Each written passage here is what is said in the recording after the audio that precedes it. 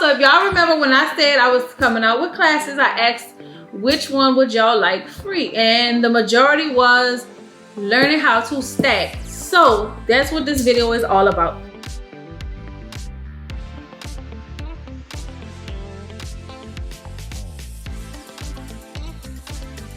Now, mind you, my cakes are already leveled. As you can see here, that is what you need to stack properly. So once I have my bottom tier, however many tiers you're doing, once I have my bottom tier ready to go, I have my drum that is going on and my hot glue gun, okay? If you don't know where to place it, you can get a cake circle and draw the circle so you know exactly where to put it. Me, I eyeball it. Judge him all. So bam, I add the little glue here. And don't judge my glue gun because this is Gorilla Glue, girl. Don't play. It just look like it ain't working. All right, so we put a little glue on the drum. You either flip this over onto the drum, but for me, I feel like this is easier. I eyeball it before I mash it. And that is my first tier on the drum ready to go, okay?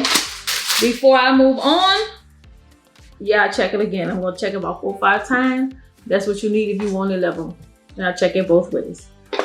So whenever I have the bottom tier, whatever is on top, I use 2 less straws. What that means is I have a 6-inch on top, so I'm using 4 straws. If I had an 8-inch, I'll be using 6 straws. Get it? Got it? Good.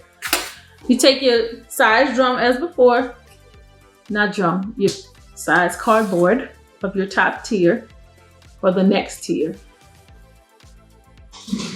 You can stand up to make sure that it's even on both sides. You take your dowel, draw your circle so you know right where to place it. Insert that middle dowel, and you want to pierce this drum. And you can, you probably didn't hear it, but you'll hear it when you do it. You take your straws and insert those as well.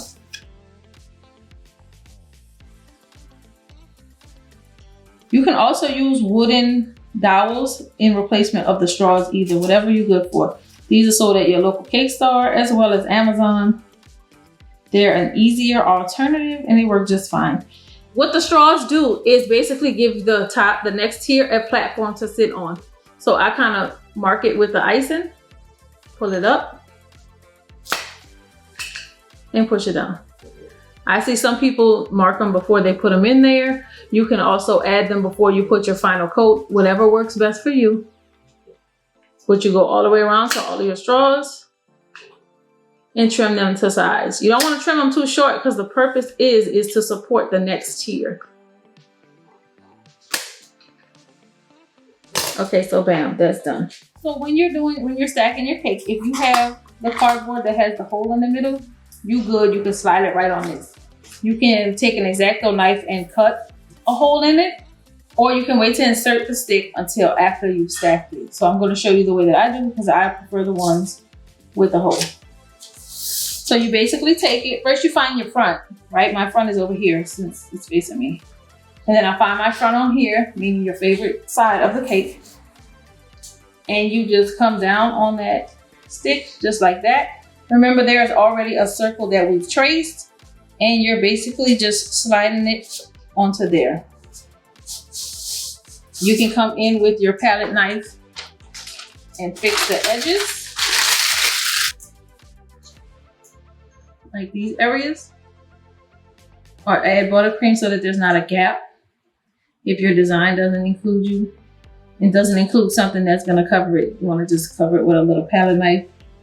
Add a little buttercream, bam, bam, bam. Last but not least, not level, not level, just level.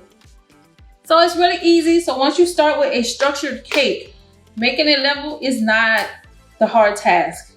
The hard task is making sure that it's structured correctly. And that is done by having level layers, which I talk about in a couple of other classes. So hope this helps you guys.